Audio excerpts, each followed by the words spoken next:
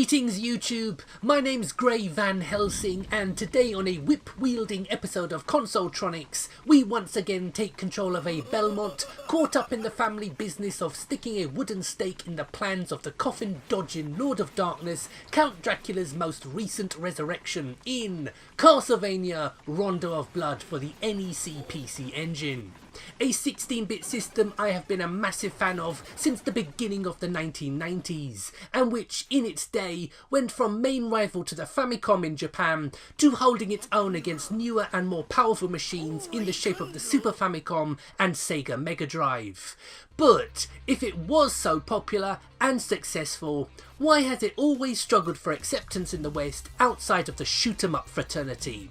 Well, its mishandled Western release, where it was rebranded with the most ridiculous name in the history of everything, the TurboGrafx 16, kneecapped the system before it got out the gate. But while I could list 1,000 reasons for its failure to find an audience outside Japan, I think it would be far better to show off just one reason why you need to re-evaluate your thoughts on the console with arguably one of its finest titles. Released in 1993, it was the first time the series had appeared on a non-Nintendo console, although not the first non-Nintendo system, as a Castlevania game of equal majesty would be released onto a Japanese exclusive computer system, the Sharp X68000. But this was different. In Japan, the PC Engine, while seen as the bridesmaid of the 16-bit era, was still seeing significant releases, meaning it remained a player.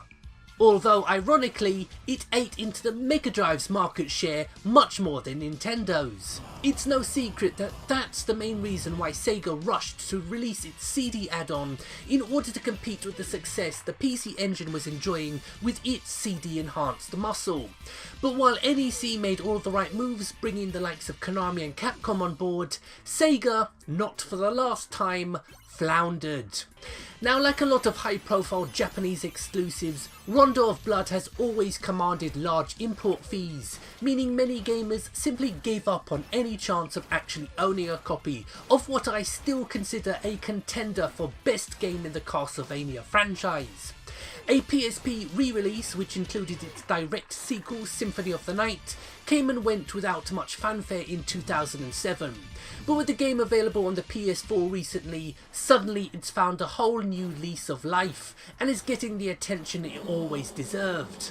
Sadly, I don't yet own a PS4, but for all the interest the title is receiving finally, I wanted to make sure that the console that it was developed for got its dues as well. Hence this video. As few people know that Rondo of Blood got a SNES remake in '95, known as Castlevania Dracula X, and despite not putting a foot wrong as far as Castlevania games go, is simply pales in comparison to the PC Engine original. Now, over the next few weeks, I want to delve deeper into the PC Engine's library and showcase to you some more of the truly fantastic titles this system possessed. But for now, let me give my final thoughts on Rondo of Blood. It's as close to perfect as it's possible for a side-scrolling action platformer to get. The CD music still sends a chill down my spine, and its unforgiving difficulty only makes me more determined each and every time I find myself sent back to the start to progress. Castlevania 4 on the SNES may be the greatest 16-bit Castlevania game, but Rondo of Blood comes closest than any other to it. So my name's Gray, you've been watching Consoletronix. Stay tuned for more videos coming your way very soon. So have a Merry Christmas, and I'll see you again in the new year. So thank you very much for watching, and goodbye.